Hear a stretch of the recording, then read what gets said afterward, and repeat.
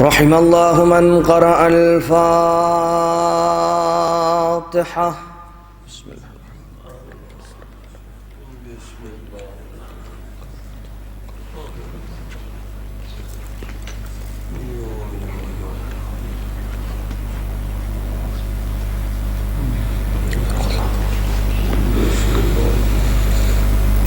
لا حول ولا قوة إلا بالله العلي العظيم. حسبنا الله ونعم الوكيل، نعم المولى ونعم النصير. أعوذ بالله من الشيطان اللعين الرجيم. بسم الله الرحمن الرحيم. حمدا لك يا ذا الجود والإحسان والفضل والطول والامتنان، وصلاة وسلاما على من لا ينطق عن الهوى إن هو إلا وحي يوحى.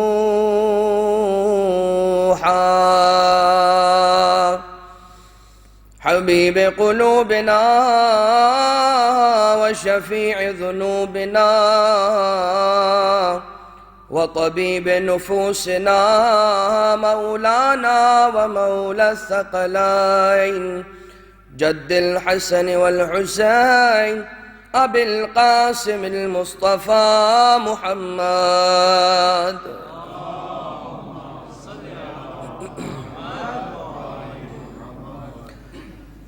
وعلى آله الذين أذهب الله عنهم الرجس وطهرهم تطهيرا.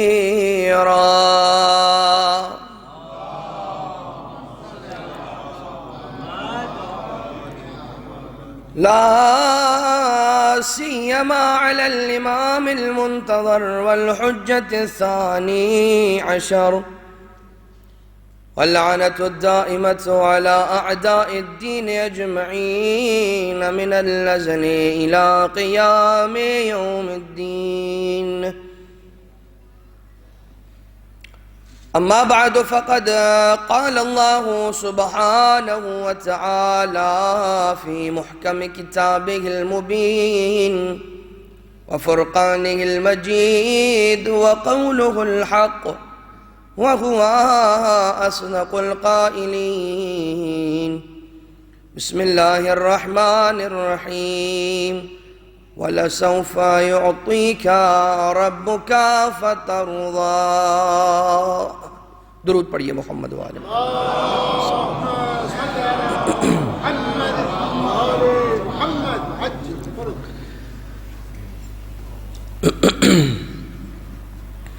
اللهم صل على فاطمة وأبيها وبعلها وبنيها والسر المستودع فيها عدد ما أحاط به علمك وأحصى به كتابك.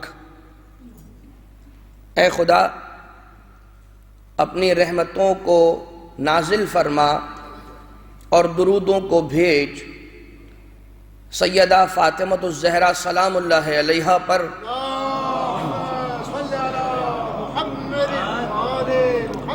اور ان کے بابا پر اور ان کی شوہر پر اور ان کے بچوں پر، اور اس راز پر کہ جس راز کو تو نے سیدہ طاہرہ کے اندر قرار دیا ہے. انشاءاللہ جس طرح سے یہ سلسلہ ہمارا مجالس کا اپنے مراحل کو طے کرتا ہوا آگے بڑھتے ہوئے اپنے چوتھے مرحلے کے اندر بحمد اللہ داخل ہو رہا ہے۔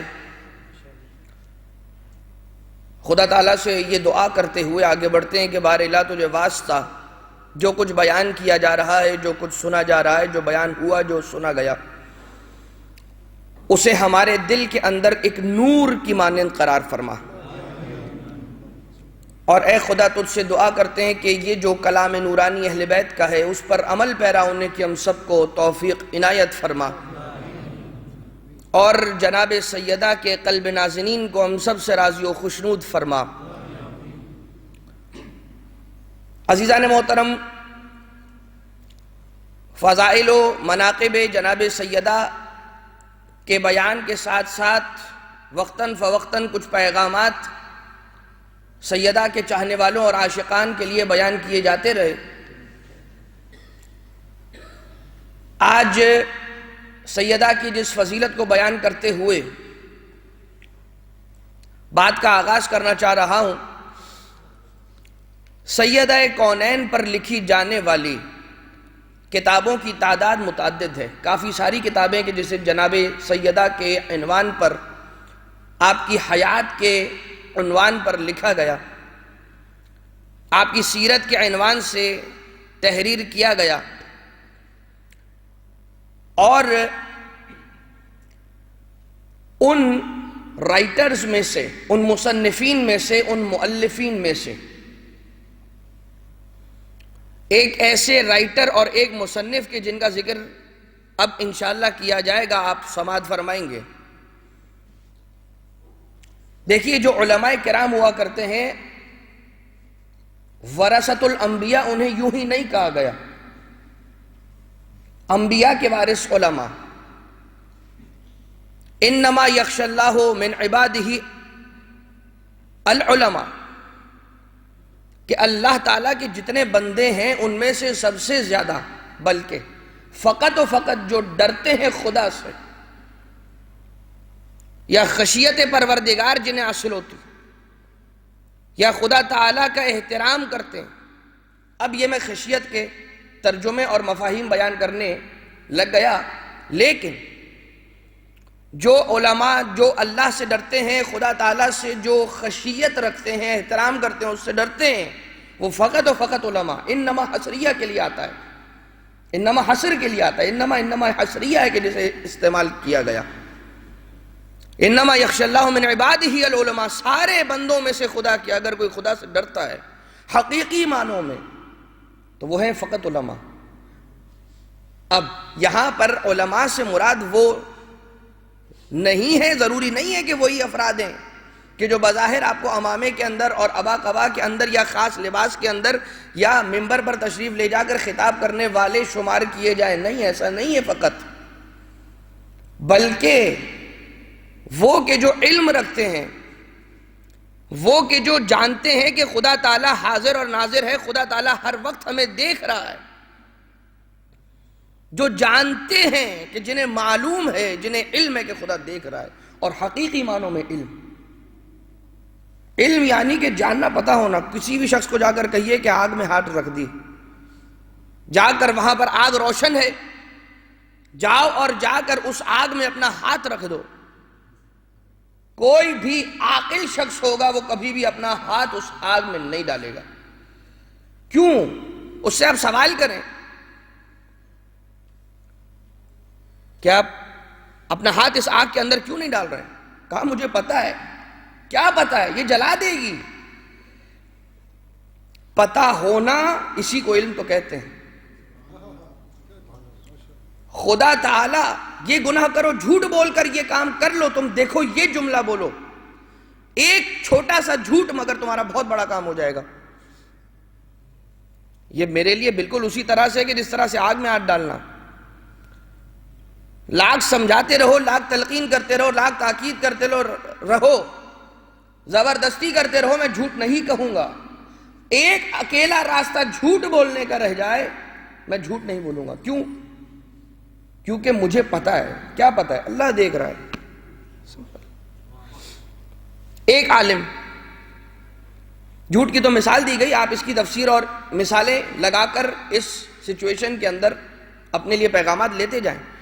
مگر جس عالم کی بات کرنا چاہ رہا تھا، سید کاظم قزوینی رحمۃ اللہ تعالی علیہ، یہ وہ شخصیت ہیں کہ ام مقدسہ کے اندر آپ کا انتقال ہوا، اور انتقال کے بعد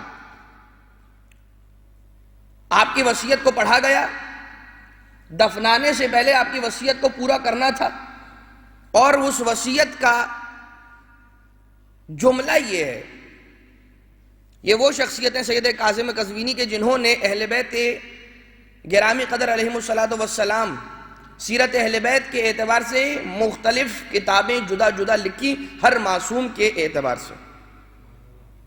محمد مصطفیٰ من المہد الی اللحد، علی مرتضی من المہد الی اللحد، فاطمہ الزہرا من المہد الی اللحد، مہد الی اللحد کا جو سلسلہ ہے، حسن مجتبی من المہد الی اللحد، حسین سید الشہداء من المہد الی اللحد، عظمت پنجتن پاک پر بلند ترین درود پڑھیے سارے مل کر، درود بھیجیے محمد و آل محمد۔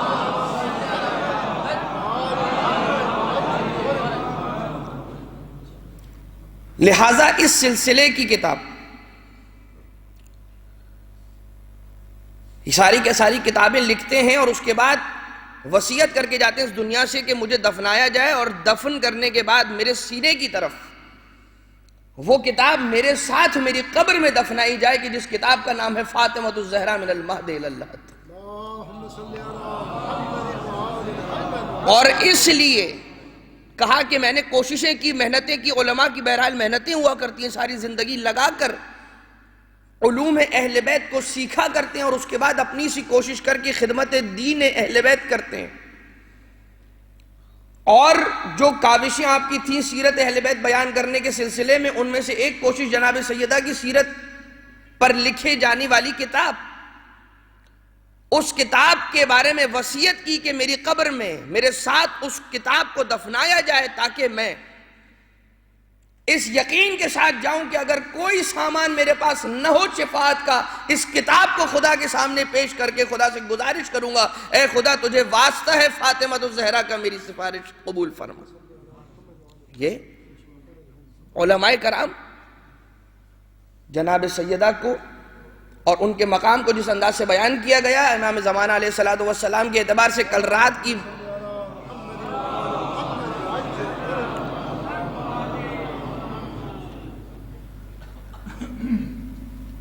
جب درود پڑھا کرے تو دل کھول کر اور کشادہ سینے کے ساتھ درود پڑھا کرے۔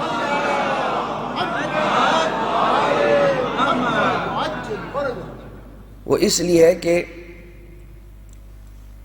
درود کے مختلف ثواب ہیں، آہستہ درود کا الگ ثواب ہے، بلند آواز سے درود کا الگ ثواب ہے، عالم خوف الگ ثواب ہے، عالم امن الگ ثواب ہے۔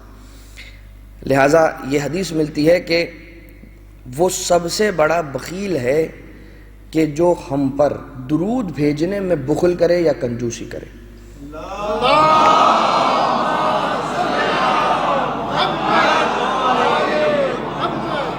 بہرحال میں مزید ثواب درود کو نہیں بیان کروں گا، کل رات کی مجلس میں بھی اس اعتبار سے آپ نے ایک حدیث کو سنا تھا، مگر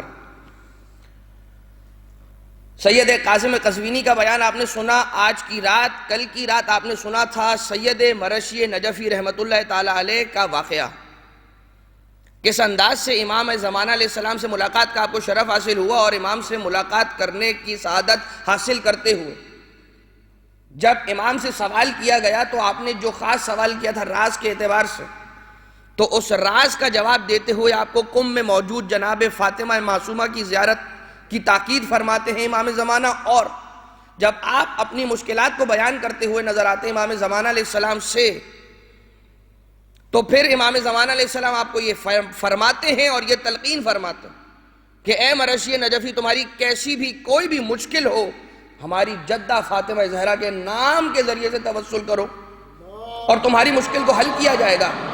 اور اس کے بعد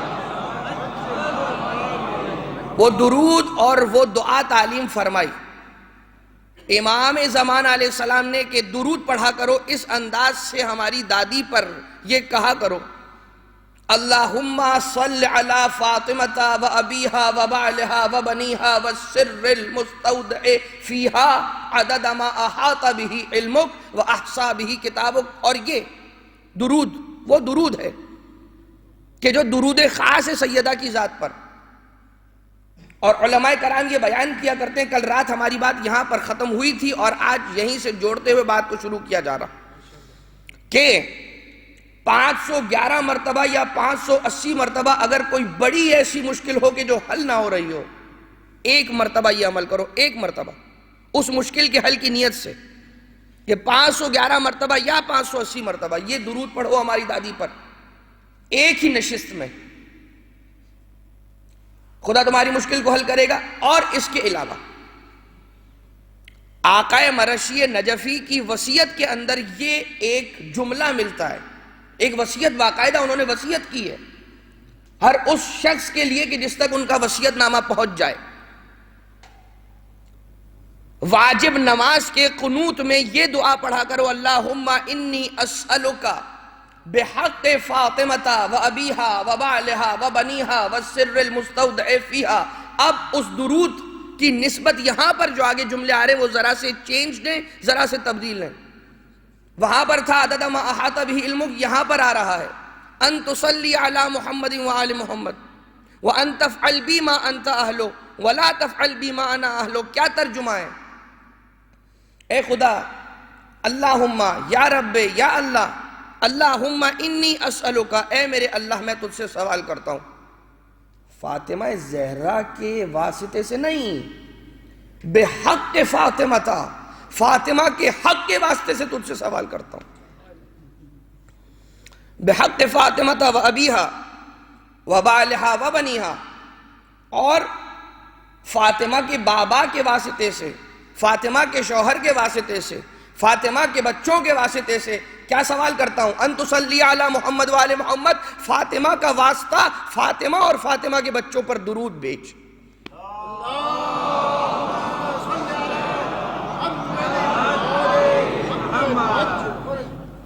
آپ انداز دیکھ رہے ہیں کہ اہل بیت نے کیا انداز سکھلایا ہے کہ واسطہ اختیار کرو اہل بیت کا، اور اس کے بعد اس سے قبل کہ اس واسطے کو اختیار کر کے اپنی دعا مانگو، اس سے پہلے انہی پر رحمتوں کی نزول کی دعا مانگو اور پھر اپنی دعاؤں کو پیش کرو. یہ ادب اور یہ احترام ہے، یہ احترام اور یہ پروٹوکول ہے اہل بیت کا.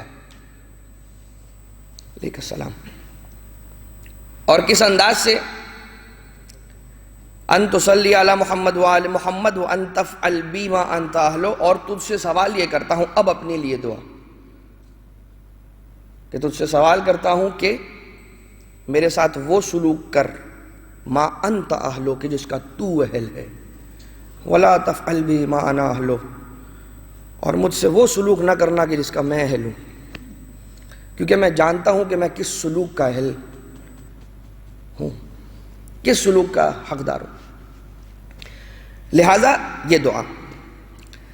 اور سیرت جناب سیدہ کے اندر لکھے جانے والی کتابوں کے اندر کچھ علماء مؤرخین نے کتابیں لکھی، کچھ محدثین نے کتابیں لکھی کہ جو اپنے اپنے اعتبار سے جیسا رائٹر ہو ویسی اہمیت کی حامل، جیسے مصنف ہو، جتنا بڑا محدث ہو، جتنا بڑا مؤرخ ہو، اتنی ہی زیادہ مستند وہ کتاب. جیسے علامہ عبد الحسین امینی، مرحوم شیخ عبد الحسین امینی صاحب کتاب الغدیر،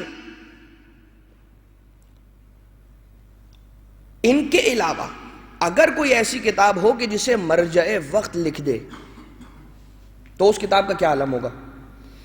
دیکھیے مراجع کرام عموماً آپ کو رسائل عملیہ تیار کرتے ہوئے تو ملیں گے. ہمیں مراجع کرام کی رسائل عملیہ توضیح المسائل منہاج الصالحین عروہ تو مل جائے گی، لیکن یعنی کہ جو فقہ سے متعلق اور فقہ سے ریلیٹڈ کتابیں ہیں، مراجع کی اسپیشلٹی علوم احادیث کے اندر ہوتی ہے، علوم تاریخ کے اندر ہوتی ہے، علوم رجال، تفسیر، بیان، بدیع، لسانیات، تاریخ. ہر فیکلٹی، ہر علم کی اہمیت، ہر علم کے میدان کے اندر ان کی اسپیشلٹی ہوتی ہے، مگر ایک علم کے لیے، اور وہ ہے علم فقہ اور علم اصول فقہ. تاکہ وہ فتوے کو اخذ کر سکیں، استنباط حکم شرعی کر سکیں آیات اور روایات کی روشنی میں، اور اس کے نتیجے کے اندر رسالہ عملیہ تیار ہوگا۔ لیکن اگر کوئی مرجع وقت کتاب لکھ رہا ہے سیرت کی، تو وہ فقط سیرت کی کتاب نہیں لکھ رہا، اپنے سارے علم کا نچوڑ آپ کے سامنے رکھ رہا ہے۔ اور ایسی ایک کتاب ہمارے پاس ائمہ طاہرین علیہ السلام کی سیرت کے اعتبار سے ملتی ہے کہ جس کتاب کا نام ہے قعدتنا۔ قعدتنا نامی کتاب سیرت اہل بیت پر کتاب لکھی گئی، اور اس کتاب کے مصنف کا نام ہے سید ہادی میلانی، آیت اللہ سید ہادی میلانی۔ اور انہوں نے قعدتنا لکھی تقریباً 5 جلدیں، اور ان 5 جلدوں کے اندر سیرت ائمہ علیہ السلام کو لکھا۔ اور جب جناب سیدہ علیہ السلام کے اعتبار سے انہوں نے حدیثوں کو جمع کیا ہے، تقریباً 70 کے قریب حدیثیں جمع کی ہیں، اور وہ ساری وہ چنیدہ شدہ حدیثیں ہیں کہ جن کا تعلق ہمارے مسلک سے زیادہ عامت المسلمین کے مسلک سے ہے، اور فضائل جناب سیدہ کو ثابت کیا ہے عامت المسلمین کے یہاں بھی۔ اور فاطمہ زہرا کی وہ ذات ہے کہ جو محمد مصطفیٰ کو مانتا ہو، جو محمد مصطفیٰ سے پیار کرتا ہو، وہ ان کی بیٹی فاطمۃ الزہرا کی محبت رکھتا ہے۔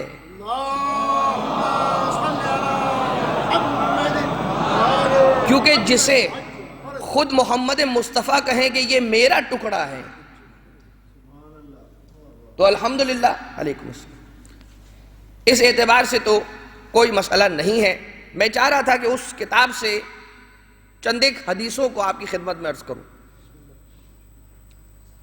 یہی قعدتنا ہے، 4 جلد ہے، اور سید ہادی المیلانی لکھتے ہیں، یعنی کہ اس حدیث کو وہاں پر نقل کرتے ہیں، اور یہ کہتے ہیں، ایک مرتبہ سارے مل کر بلند آواز سے درود بھیجیے محمد و آل محمد۔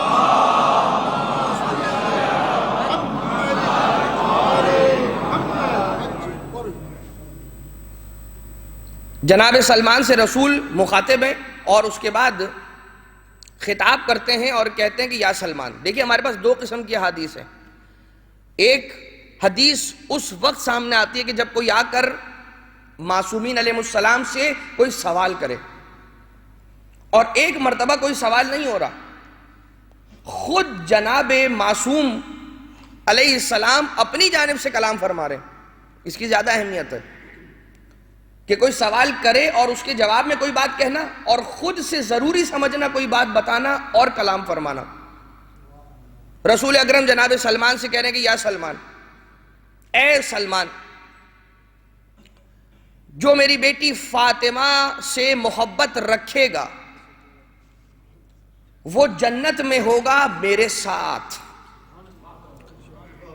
جو میری بیٹی فاطمہ زہرا سے محبت رکھے وہ جان لے کہ میں محمد مصطفیٰ جہاں پر بھی ہوں گا جنت میں، فاطمہ زہرا سے محبت کرنے والا معی میرے ساتھ اس مقام پر ہوگا جنت میں کہ جہاں پر میں موجود ہوں گا۔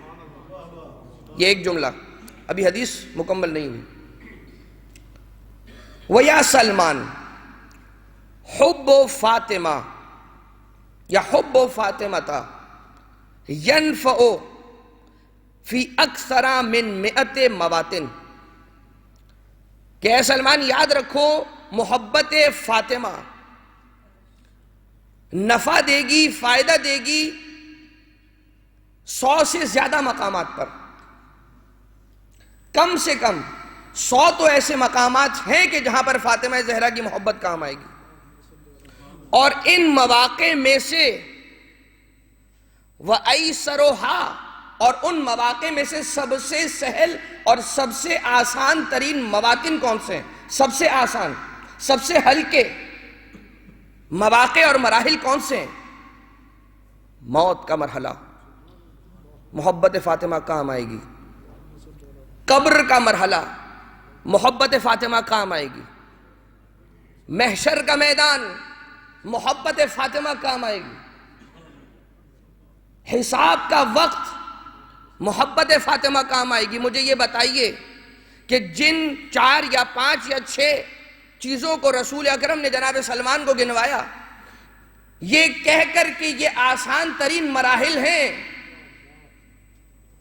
کیا احادیث کے اندر وہ واقعی میں ایسے آسان مراحل ہیں؟ کیا موت کا مرحلہ آسان مرحلہ ہے؟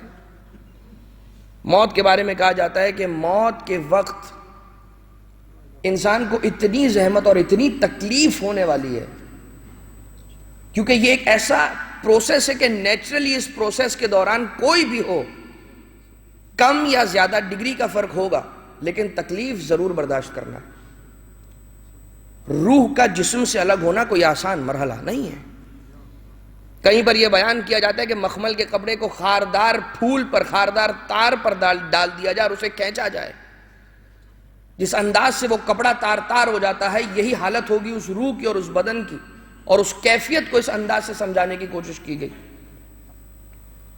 تو قبر کی وہ بات، قبر کی وہ رات کہ جہاں پر کوئی نہ ہوگا، اندھیرا ہوگا، روشنی نہ ہوگی، اعمال کے علاوہ کوئی ایسی شے نہیں ہوگی کہ جو قبر میں روشنی پیدا کر سکے، وہاں پر فاطمہ زہرا کی محبت کام آئے گی۔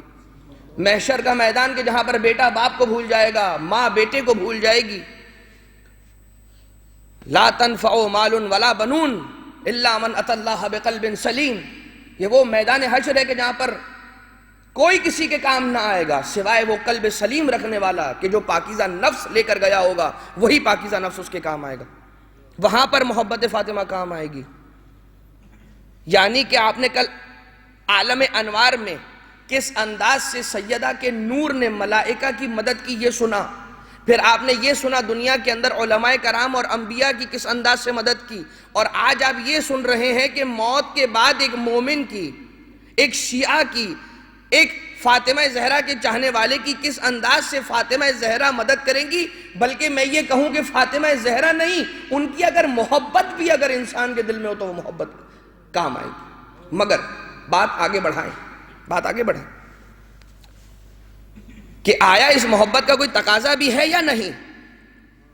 آیا یہ محبت انسان کے جو دل میں جا رہی ہے وہ انسان کے اعضاء تک پہنچ رہی ہے بھی یا نہیں؟ ایک اور حدیث سن لیجئے اور اس کے بعد پھر یہ بیان۔ ظاہر سی بات ہے، پیغام جب تک حدیث میں نہ ہو تب تک حدیث کا ترجمہ کر دینا کافی نہیں ہوا کرتا ہے۔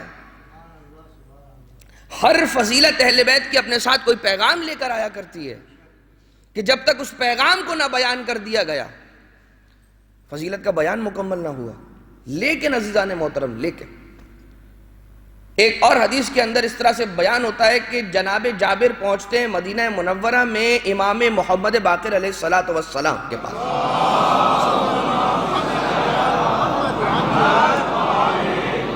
اور پہنچنے کے بعد یہ سوال کرتے ہیں کہ ابن رسول اللہ، جابر 14 معصومین میں سے 7 معصومین کی زیارت کا شرف حاصل کرنے والے۔ جابر پہنچتے ہیں، وہی جابر کے جو حدیث قصہ کے راوی، بہرحال پہنچے اور سوال کیا یا ابن رسول اللہ کوئی ایسی حدیث بیان فرمائیے کہ جسے میں اگر اہل بیت کے شیعہ کو سنا دوں تو اس کا دل خوش ہو جائے، کوئی ایسی حدیث سنائیے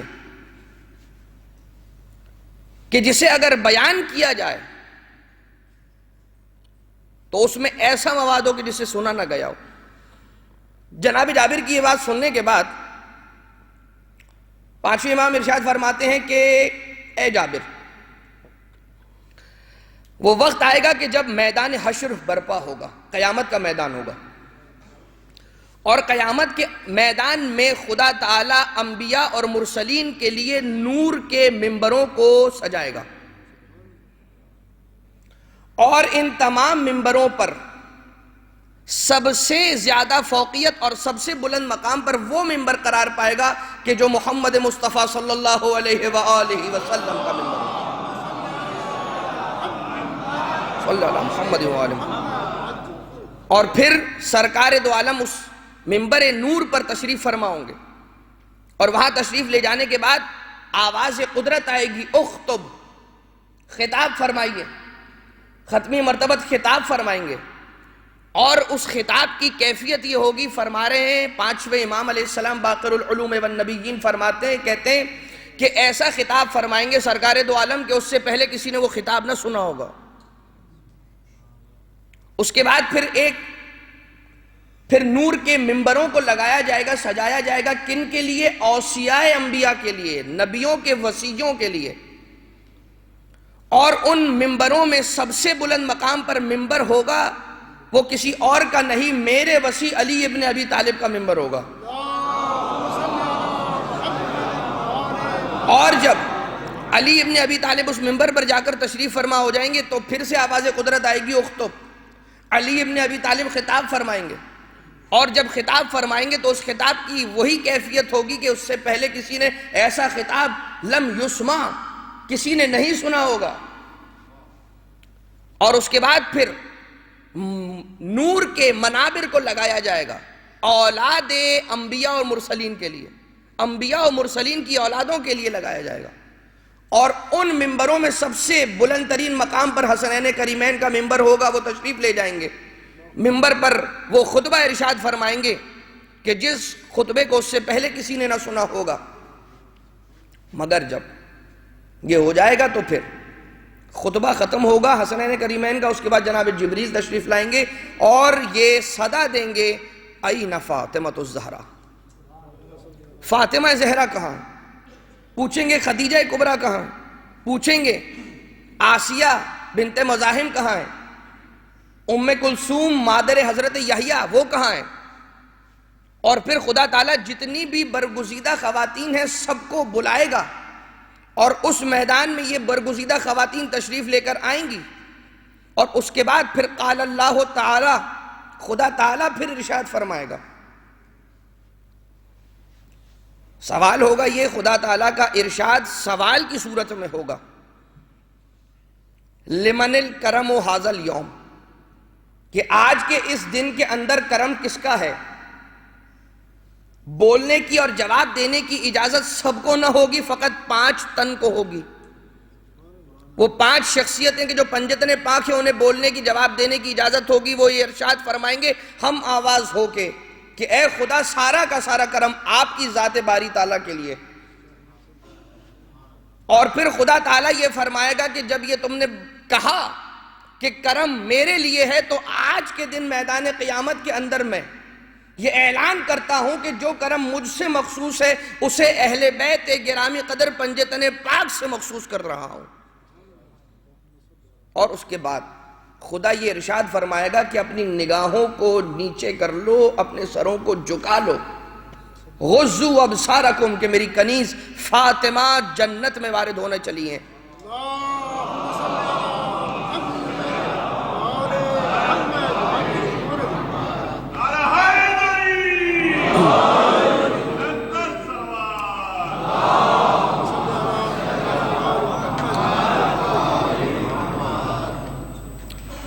عزیزان محترم، ابھی حدیث کچھ طولانی ہے، بیان باقی ہے، اور اس حدیث کے اختتام پر میں نے مربوط ہونا ہے پیغام سے انشاءاللہ. لیکن بیان کیا ہو رہا ہے؟ بیان یہ ہو رہا ہے کہ خدا نے ارشاد فرمایا کہ اپنی نظروں کو جھکا لو، سروں کو نیچے کر لو، کہ میری کنیز فاطمہ کی سواری آ رہی ہے. وہ اس سواری میں سوار ہو کر جنت کے دروازے پر جائیں گی، جنت میں داخل ہوں گی. نور کی سواری آتی ہے. میں اب اس نور کی سواری کی کیفیت کو بیان نہیں کر رہا، وقت بہت تیزی کے ساتھ آگے بڑھ رہا ہے، مگر اس کی ایک کیفیت سن لیجئے کہ آگے 1,00,000 ملائکہ ہیں، پیچھے کی طرف 1,00,000 ملائکہ، دائیں جانب، بائیں جانب، اوپر کی جانب، نیچے کی جانب، تمام 6 جہتوں میں 1,00,000 ملائکہ ہیں کہ جو اس نور کی سواری کو لے کر چلے ہیں جنت کے دروازے کی طرف. اور جب جنت کے دروازے پر یہ سواری رکتی ہے، جناب سیدہ باہر تشریف لے کر آتی ہیں، دروازہ جنت پر جاتی ہیں، ایک مرتبہ رک جاتی ہیں، مڑ کر دیکھتی ہیں اور خدا تعالیٰ سے کچھ کلام کرنا چاہتی ہیں. خدا تعالیٰ یہ سوال کرتا ہے کہ یہ التفات کیسا ہے فاطمہ زہرا، یہ ٹھہراؤ کیسا ہے، یہ توقف کیسا ہے؟ جناب سیدہ فرماتی ہیں کہ میں رک اس لیے گئی ہوں، چاہتی ہوں کہ آج میری قدر کو سارے اہل محشر پہچان لیں. میں چاہتی ہوں کہ میری فضیلت کو سارے اہل محشر دیکھ لیں. دنیا میں تو فاطمہ زہرا کی فضیلت کو کسی نے نہ پہچانا. اور اس کے بعد خدا تعالیٰ یہ ارشاد فرمائے گا، اے فاطمہ جتنے بھی افراد موجود ہیں اس میدان میں ان کی طرف نظر فرمائیے جس جس کے دل میں آپ کی محبت ہو اور جس جس کے دل میں آپ کے اقربا کی محبت ہو، اسے اپنی مرضی سے چن چن کر جنت میں اپنے ساتھ لے جائیے، اور اس کے بعد فاطمہ زہرا چنیں گی اپنے شیعوں کو اس انداز سے، اور ایسے چنیں گی کہ جیسے پرندہ چنا کرتا ہے، خراب دانوں کو الگ کیا کرتا ہے اور صاف دانوں کو اٹھا لیا کرتا ہے۔ درود پڑھ دیجئے سارے مل کر، محمد و آل محمد۔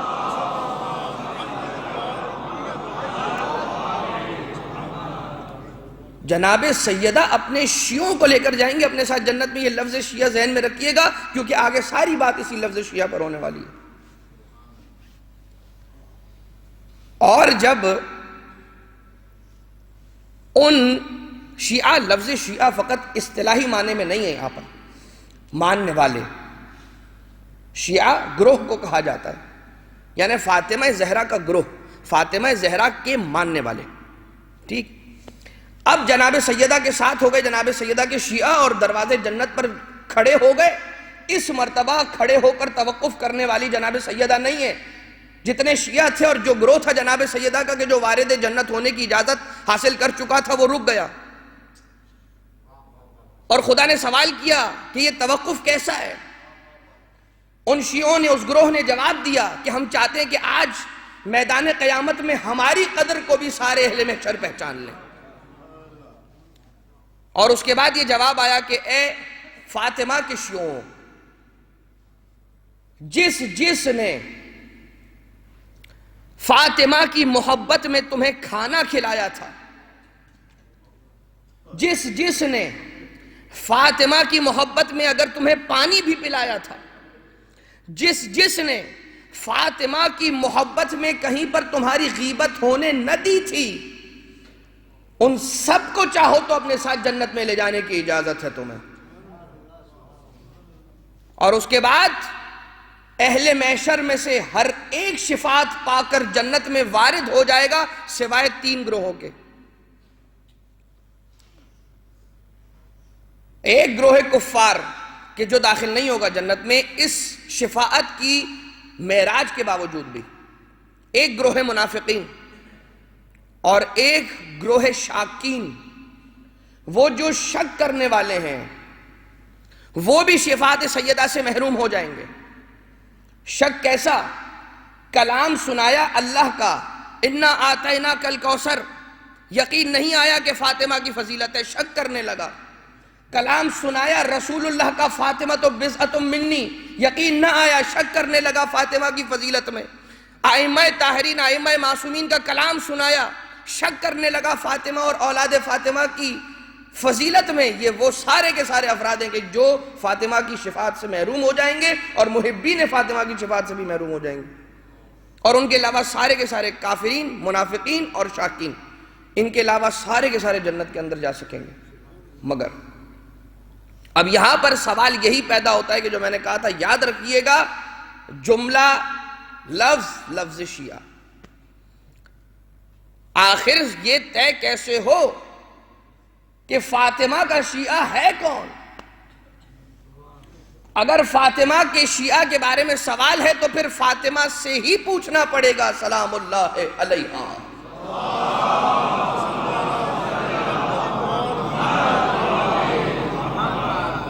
کہ بی بی آپ تعلیم فرمائیے، آپ بتائیے، نہ ہماری خطابت چلے گی، نہ ہماری لفاظی چلے گی، نہ ہمارے دل دماغ کی عقل چلے گی، جو کلام چلے گا یا کلام خدا چلے گا یا کلام معصوم چلے گا یا حدیث نبوی چلے گی۔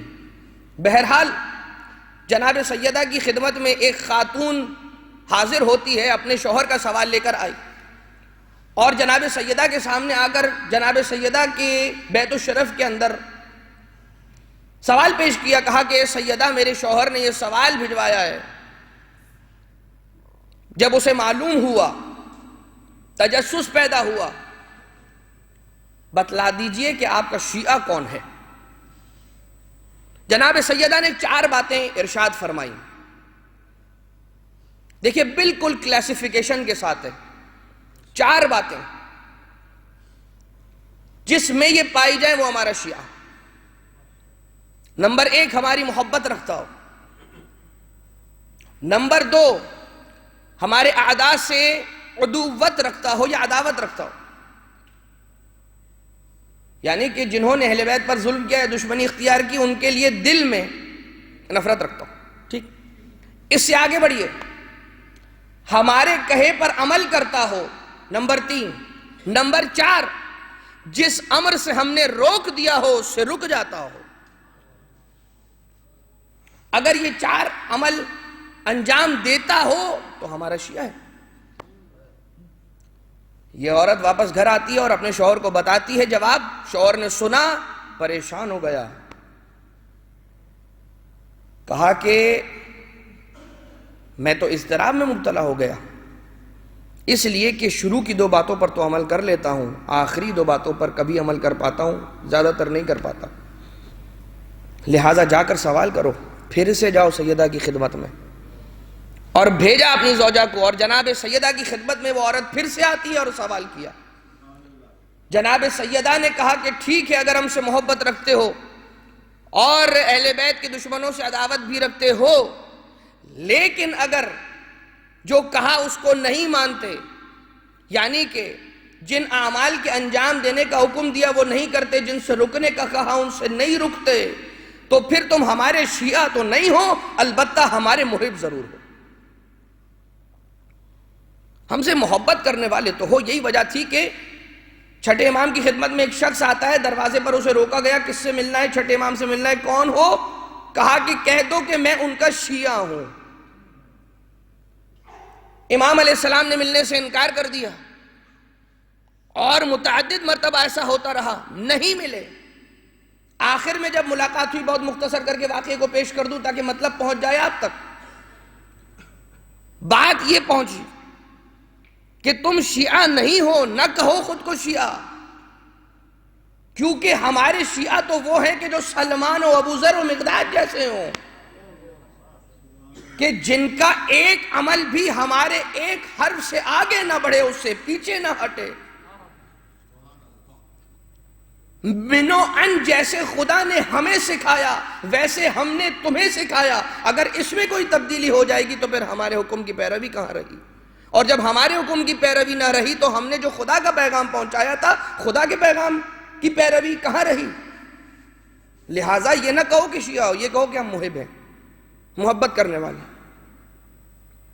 سیدہ نے بہت ہی کلاسیفائی کر کے، آسان کر کے بیان کر دیا، مگر روایتوں کے اندر یہ ملتا. جناب سیدہ نے اس روایت کے آخر میں یہ بھی فرمایا کہ شفاعت تو ہم محب کی بھی کریں گے، مگر انداز بدلا ہوا ہوگا. محب کی شفاعت کیسے ہوگی؟ جناب سیدہ دروازہ جنت پر کھڑی رہیں گی اس وقت تک کہ جب تک آخری محب وارد جنت نہیں ہو جاتا. اور روایتوں میں ملتا ہے کہ کچھ محب ایسے ہوں گے کہ جنہیں اپنے عذاب سے فارغ ہو کر جنت میں داخلے کی اجازت پاتے پاتے 70 سال لگ جائیں گے. بس آج سے یہ طے کر لو، اگر سیدہ کو 70 سال تک دروازہ جنت پر کھڑے رکھنے کی سکت ہے تم میں تو پھر گناہ کرو، ورنہ گناہ چھوڑ دو. کیا یہ قبول کرو گے کہ ایک معمولی سی لذت کو حاصل کرنے کے لیے زہرائے مرضیہ صدیقہ کبریٰ کو اس انداز سے انتظار کرواؤ دروازے جنت پر؟ مجھے نہیں معلوم یہ سیدہ کی تبلیغ کا کیسا انداز تھا، مگر یہ انداز بھی ضروری ہے، کیونکہ گناہ چھوڑنے میں بہت سی مرتبہ انسان کو اذیت ہوتی ہے، مشکل محسوس ہوتا ہے، انسان گناہ کا عادی ہو جاتا ہے. بعض اوقات خدا تعالیٰ بچائے اس دن سے کہ انسان کی یہ نوبت آ جائے. لیکن اگر کوئی یہ جملہ سننے کے بعد بھی گناہ چھوڑنے کی طاقت حاصل نہ کر سکے تو وہ سمجھ جائے کہ وہ شقی ہے. خدا ہم سب کو بچائے اس وقت سے. لیکن عزیزان محترم، یہ کریمی نہیں ہے اہل بیت کی. اس عظمت کے باوجود بھی جناب سیدہ کہہ رہی ہیں کہ ٹھیک ہے، آخر میں وارد جنت ہونے کی اجازت ملے گی نا، 70 سال کے بعد بھی صحیح میں کھڑی رہوں گی. ارے ہم تو روتے ہی اس بات پر ہیں کہ 4 گھنٹے کھڑی رہی، کسی نے بیٹھنے کا نہ کہا۔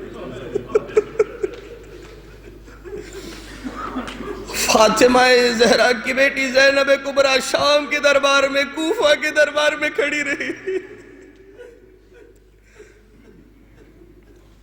دروازے جنت پر ہم کھڑے کریں گے؟ قطعاً نہیں، قطعاً نہیں۔ وہ غم بڑا ہے، وہ اذیت بڑی ہے۔ بس عزیزو، چاہیے انسان کو چاہیے کہ وہ پیغام حاصل کرے سیرت سیدہ سے۔ اور سیرت سیدہ کا پیغام کیا ہے؟ سیدہ کی حیات طیبہ کو اپنے لیے نمونہ عمل بنایا جائے۔ عموماً یہ ہوتا ہے کہ جب جناب سیدہ کے اعتبار سے تقاریر اور ایام فاطمیہ کی مجالس ہوتی ہیں تو فیملی ایشوز کو ضرور بیان کیا جاتا ہے، جیسا کہ پچھلی مجلسوں کے اندر بھی کچھ بیان آپ نے اس اعتبار سے سنا۔ آج جناب سیدہ کے حوالے سے وہ بیان کہ جناب سیدہ کے بارے میں خود امام زمانہ علیہ السلام کیا فرماتے ہوئے نظر آتے ہیں؟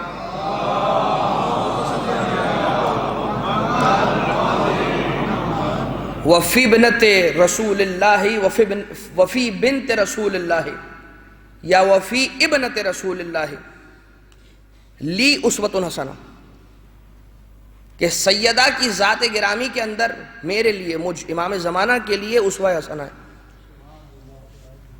اس اسوہ حسنہ کو ہمیں اپنی زندگیوں کے اندر شامل کرنا چاہیے۔ مدینہ منورہ، رسول اکرم تشریف لے جاتے اپنی بیٹی کے گھر، کیا حالت ہے سیدہ کی ذرا سنیے گا۔ گرمی شدید ہے، موٹا سا لباس پہنا ہے جناب سیدہ کا، کرتا انتہائی موٹا کرتا، گرمی کے ایام ہیں، اس کے باوجود بھی ایک ہاتھ میں چکی کا دستہ ہے کہ جس سے چکی چلا رہی ہیں، اور دوسرے ہاتھ سے جھولا جھولا رہی ہیں حسین کا یا حسن کا۔ رسول اکرم تشریف لے کر آتے ہیں، کچھ نہ کہا کہ اے میری بیٹی، دنیا کی سختیوں کو برداشت کرو تاکہ آخرت کی شیرینی کا مزہ چکھ سکو۔ میں یہاں پر فیصلہ کرنے نہیں بیٹھا، بس فقط آپ نے جناب سیدہ کے حوالے سے رسول اکرم کا کلام سنا، خود کو اس مقام پر رکھ کر یہ سوچ لیجئے کہ اگر ہماری بیٹی ہوتی اس مقام پر اور ہم اس حالت میں دیکھتے تو ہم کیا تلقین کرتے، کیا دلاسا دیتے، کیا اس کا گھر بچانے کی کوشش کرنے والے جملے دیتے۔ یہاں پر مولا کائنات کے کیس میں ایسا نہیں ہے، یعنی یہ نہیں ہے کہ جناب امیر ممکنات علیہ السلام نے خود جان بوجھ کر جناب سیدہ کو کسی مشکل اور مشقت میں ڈال کر رکھا ہے۔ آقا علی مرتضیٰ نے کوئی ظلم نہیں کیا، مگر چونکہ یہ گھرانہ ایسا ہے کہ ساری کائنات کا مالک ہے، لیکن اس کے باوجود بھی انتہائی زاہد ترین زندگی اور سادہ ترین زندگی گزارنے پر راضی ہے۔ خود اپنے پاس جو ہوتا ہے آنے والے سائل کو دے دیں گے، خود بھوکے رہیں گے، لیکن سوال کرنے والے کو واپس جانے نہیں دیں گے۔ اور یہی ہوا کہ جب جناب سیدہ ایک مرتبہ گھر میں تشریف فرمائے، مولا کائنات باہر سے آتے ہیں اور آنے کے بعد ایک مرتبہ سوال کیا، یا سیدہ، یا بنت رسول اللہ، گھر میں کھانے کے لیے کچھ ہے کہ جس سے بھوک کو مٹایا جا سکے؟ جناب سیدہ نے فرمایا، اے ابو الحسن، گھر میں 3 دن سے کھانے کے لیے کچھ نہیں ہے۔ اے سیدہ، تم نے بیان نہ کیا،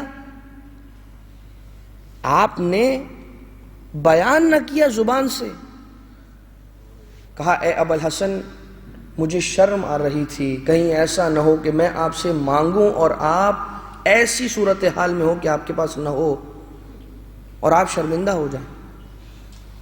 پھر سے باپ کی تربیت ہے، کس انداز سے جب رخصتی کرنے کے لیے تشریف لے کر آئے تھے اور علی کے گھر میں رخصت کرنے کے لیے رسول اکرم سیدہ کو چھوڑنے کے لیے آئے تھے، تو اس وقت یہ فرما کر گئے تھے کہ میری بیٹی، خدا نے اس دنیا میں تمام مردوں میں سے 2 مردوں کو چنا ہے، اور ان دونوں مردوں کو دنیا کے تمام مردوں پر سب سے زیادہ فضیلت دی ہے، اور یہ خدا کا کرم ہے کہ ان 2 مردوں میں سے ایک مرد تیرا باپ قرار پایا ہے اور دوسرا مرد تیرا شوہر۔ لہٰذا میری بیٹی، کبھی اپنے شوہر سے کسی شے کا تقاضا نہ کرنا، کہیں ایسا نہ ہو کہ وہ اس وقت تجھے مہیا نہ کر سکے اور اس کے چہرے پر شرمندگی کے آثار آ جائیں۔ مگر عزیزان محترم، شوہر بھی تو ایسا بازرف ہونا چاہیے علی ابن ابی طالب جیسا کہ نہ دینے پر شرمندگی ہو، نہ یہ کہ ہوتے ہوئے بھی نہ دے رہا ہو۔ میں بہت زیادہ طویل بیان نہیں کروں گا بات، مگر فقط و فقط یہ باتیں بیان کر دینے ہی سے پیغام ضرور پہنچ رہا ہوتا ہے ان مقامات تک کہ جہاں تک اس پیغام نے پہنچنا ہے۔ اور ظاہراً یہاں پر اس جانب منبر پر بیٹھ کر شخصی طور پر ہمیں معلوم نہیں ہوتا کسی بھی شخص کا کہ کون کس مشکل سے گزر رہا ہے، یا کون کوئی نیکی کر رہا ہے، یا کون ہے کہ جو کوئی ظلم برپا کر رہا ہے۔ بس ذمہ داری ہماری یہ ہوا کرتی ہے کہ اہل بیت کے پیغامات کو جتنا ہو سکے بیان کر دیا جائے، پھر انسان ذاتی طور پر اپنے اور خدا کے درمیان جو پیغام اس کے لیے ہے وہ پیغام لے لے۔ اور اس کے بعد جناب مولا کائنات گھر سے باہر تشریف لے کر آتے ہیں، اور انتہائی گرمی کے ایام ہے، سخت گرمی کے ایام ہے، اور دوپہر کا وقت ہے، اور اس وقت میں آپ جانتے ہیں جس علاقے میں رہتے ہیں کہ اس دوپہر کی گرمی کے عالم میں کوئی گھر سے باہر نہیں نکلا کرتا۔ مولا کائنات گھر سے باہر تشریف لے کر آئے، کسی ایک شخص سے 1 درہم قرض لیا، اور قرض کا لینا تھا، کوئی شے خرید کر گھر کی طرف جانا چاہتے تھے، ابھی وہ شے خریدی نہ تھی، سامنے جناب مقداد نظر آ گئے۔ جناب مقداد کو دیکھا اور بلا کر سوال کیا، مقداد اتنی سخت گرمی میں تم باہر یہاں کیا کر رہے ہو؟ جناب مقداد نے کہا، یا ابو الحسن میں ٹھیک ہوں۔ مولا کائنات نے کہا، مقداد بیان کرو، نہیں سمجھ میں آتا اس سخت گرمی میں تمہارا اس مقام پر اس وقت باہر کھڑا ہونا۔ کہا، یا ابو الحسن نہیں بیان کرنا چاہتا۔ کہا، مجھے سوال کرنے کا حق ہے، تمہیں منع کرنے کا حق نہیں ہے۔ کہا کہ یا ابو الحسن گھر میں کھانے کو کچھ نہیں ہے، بچے بھوک کے مارے بیٹھے تھے، بھوکے بچوں کی آہوں سسکیوں کو دیکھ کر میں شرمندہ ہو رہا تھا، تو گھر میں نہ بیٹھا گیا، اسی لیے میں باہر آ گیا۔ یہ لو مقداد 1 درہم۔ اللہ جو 1 درہم اپنے لیے، حسنین کے لیے، اپنے گھر کے لیے لیا تھا، مقداد کو دے دیا۔ مقداد تو گھر چلے گئے، علی شرمندہ ہو گئے۔ علی نے کہا کہ اب میں گھر جاؤں تو کیسے جاؤں؟ مسجد چلے گئے، اور مسجد نبوی آنے کے بعد نماز مغربین پڑھی۔ مغربین کی نماز کا اختتام ہونا تھا، رسول اکرم سے ملاقات ہوئی۔ رسول اکرم نے کہا، یا علی کیوں نہ آج کے رات کا کھانا آپ کے یہاں کھایا جائے؟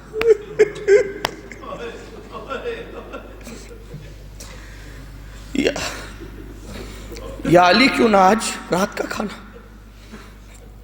آپ کے یہاں چل کر کھایا جائے؟ مولا کائنات کہتے ہیں کہ مجھے سمجھ نہ آیا میں کیا جواب دوں۔ ہاں کہتا ہوں تو جانتا ہوں کچھ کھانے کو نہیں ہے، نہ کہتا ہوں تو رسول کی آمد کو کیسے روک دوں؟ بس میں نے درمیان کا جواب سوچا، میں نے کہا یا رسول اللہ ساتھ چلتے ہیں۔ مسجد سے باہر نکلے، گھر کے دروازے پر پہنچے، گھر میں داخل ہوئے، ابھی جا کر بیٹھے تھے، رسول اکرم نے کہا فاطمہ ذرا غذا تو لے کر آنا، یہ دیکھنا تھا کہ جناب سیدہ انتہائی بہترین کھانوں کا دسترخوان لے کر آ گئی۔ جنت کے کھانوں کے علاوہ تو کوئی کھانا نہیں تھا اس تشت میں۔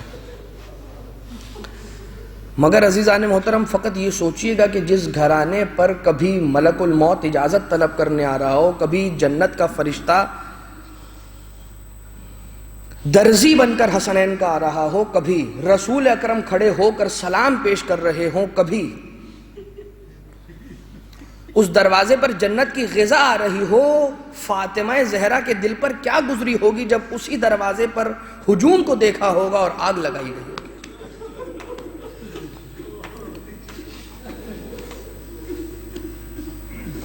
آپ فقط ان دو واقعات سے رسول اکرم کی اپنی بیٹی کی تربیت اور ابو طالب کی مولا کائنات کی تربیت کا اندازہ کر لیجئے. بس اس سے زیادہ میں کچھ نہیں کہوں گا، اور مصائب سے مربوط ہونے کے بعد بھی یہ جملہ کہہ دیا. لیکن عزیزان محترم، سیدہ کے دل پر کیا گزری ہوگی کہ جس در پر ستارہ آ کر اترا تھا اسی در کو جلانے آ گئے تھے، اور کہا تھا کہ علی کو باہر نکالو، دروازے کو آگ لگائیں گے. کہا کہ خدا کا خوف کرو، اس گھر میں حسن و حسین بھی ہیں. آنے والوں نے کہا کہ ہوتے ہیں تو ہوتے رہیں. اس کے معنی کہ نہ رسول کی حرمت کا پاس تھا، نہ فاطمہ بیٹی تھی جو رسول کی اس کا پاس تھا، نہ کسی رسول کی حدیث کا پاس تھا، اور نہ حسنین کی حرمت کا پاس تھا، نہ مولائے کائنات کی حرمت کا پاس تھا. یہی وجہ تھی کہ آ گئے تھے آگ لے کر. بس آپ فقط اتنا سوچئے. آغا وحید خراسانی کا ایک جملہ آپ کی خدمت میں عرض کر دوں، شاید کہ جناب سیدہ کی مصیبت سے قریب ہو سکیں. انسان اس مصیبت کو درک نہیں کر سکتا. جس مصیبت کے بیان سے عرش کو لرزہ طاری ہو جائے، اس مصیبت کو انسان درک نہیں کر سکتا. وہ اس لیے کہ اگر اس مصیبت کو ہم اور آپ درک کر لیں تو ہمارے کلیجے پھٹ جائیں. عزیزو، آپ فقط تصور کریں بیٹھے بیٹھے، خدا نہ خواستہ اگر کسی انسان کی کوئی ایک انگلی ٹوٹ جائے، بس یہ سوچئے گا فاطمہ زہرا کی پسلیاں ٹوٹ چکی تھیں اور 95 دن تک فاطمہ زہرا جنت البقیع جاتی تھی. بس اتنا سوچے کیسے میری بی بی سانس کیسے لیا کرتی ہوگی. سانس لینا تک دشوار تھا. ایک واقعہ آغا میلانی ہی کے حوالے سے عرض کر دوں. ان کی خدمت میں آیا جرمنی سے تعلق رکھنے والا ایک خانوادہ، اور آنے کے بعد کہا ہم اسلام قبول کرنا چاہتے ہیں. سبب پوچھا تو جواب دیا ہم فاطمہ کے نام پر اسلام قبول کرنے کے لیے آئے ہیں. واقعہ بیان کیا، کہا کہ ہم ایک مرتبہ اپنی گاڑی میں سوار ہو کے کہیں سفر پر جا رہے تھے. راستے میں ہماری گاڑی کا ایکسیڈنٹ ہو گیا. ہم لوگ دونوں شوہر اور بیوی بچ گئے. ہماری بیٹی زخمی ہوئی اور اس کا پہلو شکستہ ہو گیا. اور ہم نے بہت سارے طبیبوں کو دکھایا علاج کے لیے، مگر ہر طبیب یہی دیکھ کر کہہ دیتا تھا کہ اگر ہاتھ کی ہڈی ہوتی تو علاج تھا، اگر پاؤں کی ہڈی ہوتی تو علاج تھا. پسلیوں پر تو کوئی پلستر بھی نہیں لگ سکتا. پسلیوں کی ٹوٹی ہوئی ہڈیوں کے لیے فقط یہی علاج ہے کہ انسان بستر پر لیٹ کر آرام کرے. بس ہم نے ساری امیدیں چھوڑ دی تھی. ہمارے گھر میں ایک خادمہ تھی کہ جس کا تعلق سادات گھرانے سے تھا. اس نے دیکھا کہ بچی اس انداز سے مریضہ ہے، اس کا کوئی علاج نہیں ہو رہا. جب سارے طبیبوں سے مایوس ہو گئے، ایک مرتبہ وہ خادمہ آتی ہے اس شوہر کے پاس، اس شخص کے پاس، اور آ کر کہتی ہے کہ میرے پاس ایک طبیبہ ہے، اگر آپ چاہیں تو میں اس کا نام بتاؤں. کہا کہ ہمیں بتاؤ، اس کی جو فیس ہوگی دینے کو تیار ہے. ہماری بچی کی زندگی بچ جائے، ہماری بیٹی کی زندگی تباہ نہ ہو، ایک بڑی زندگی ہے اس کے سامنے. کہا کہ ہاں میں آپ کو نام بتاتی ہوں. کہا کہ جو فیس ہو بتا دو. کہا مجھے یہ تو نہیں معلوم کہ فیس کیا ہے، مگر میں یہ ضرور جانتی ہوں کہ یہ طبیبہ وہ ہے کہ خود اس کی بھی پسلیاں ٹوٹ چکی تھی. خود اس بی بی کی بھی پسلیاں ٹوٹ چکی تھی. ایک مرتبہ کہا، شوہر و زوجہ سے باہر جانے کا کہا اس خادمہ نے، اور بیٹی سے کہا کہ دیکھو بیٹا، ایک نام تعلیم دے رہی ہوں، بس اسی نام کو دہراتی رہنا، اسی نام کا ورد کرتی رہنا، کہتی رہنا یا فاطمہ تو اغیثینی، اے فاطمہ میری مدد کو آئیے، اے فاطمہ میری مدد کو آئیے. بس یہ نام تعلیم دیا تھا. اس کمرے سے باہر جاتی ہے خادمہ، کچھ دیر اپنے کاموں میں مصروف تھی. ایک مرتبہ آوازیں بلند ہو گئی، بلند آوازیں مزید بلند ہوئی، دیکھتے ہی دیکھتے بیٹی بستر سے اٹھ کر کمرے سے باہر نکل آئی، بیٹی کو فاطمہ کے نام سے شفا مل گئی۔ سوال کیا گیا کہ وجہ کیا تھی، کیسے تم اپنے قدموں پر کھڑی ہو گئی؟ جواب دیا، میں جب اپنی زبان سے فاطمہ زہرا کا نام لے رہی تھی، ایک مرتبہ کمرے میں نور پھیلا، کوئی نقاب پوش بی بی داخل کمرہ ہوئی، میرے بستر کے پاس آ کر بیٹھتی ہے، میرے ٹوٹے پہلوؤں پر اپنے ہاتھوں کو لمس کرتی ہے، ہاتھوں کو پھیرتی جاتی ہے، کہتی جاتی ہے اپنی جگہ سے کھڑی ہو جا۔ میں نے سوال کیا تو ہے کون؟ جواب دیا، ارے میں وہی فاطمہ ہوں کہ جسے تو نے مدد میں پکارا۔ میں فاطمہ جب بھی پکارا جاتا ہے میں مدد کو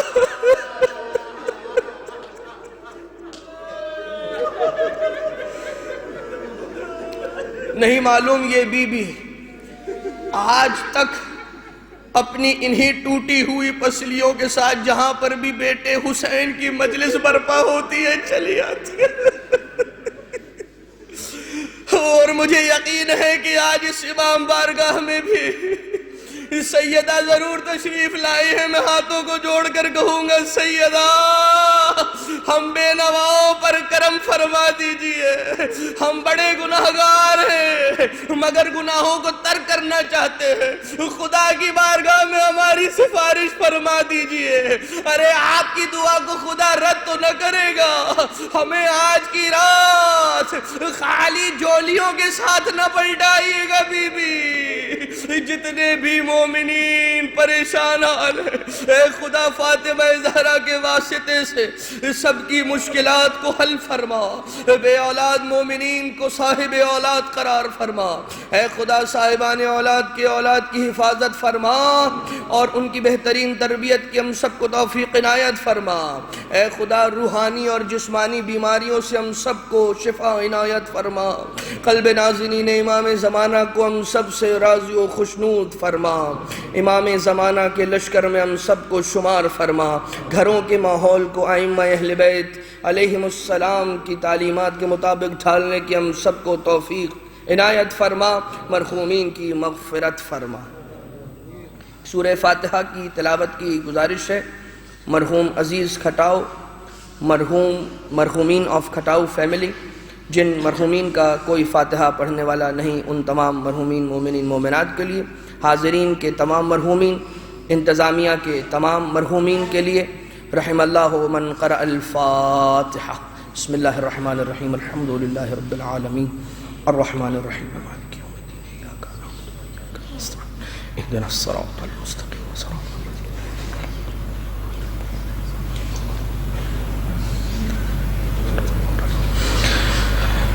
دعائے شفا مریض کی التماس ہے ایک مومنہ کے لیے، بالخصوص یہ مومنہ اور دنیا بھر میں جہاں کہیں پر بھی مومنین مومنات مریض ہیں، اے خدا تجھے واسطہ ہے بحق باب الحوائج امام موسیٰ ابن جعفر کاظم علیہ السلام، بیمار مدینہ جناب صغرا کا اور بیمار امام سید ساجدین علیہ السلام کا تمام مریضوں کو شفا یابی عنایت فرما۔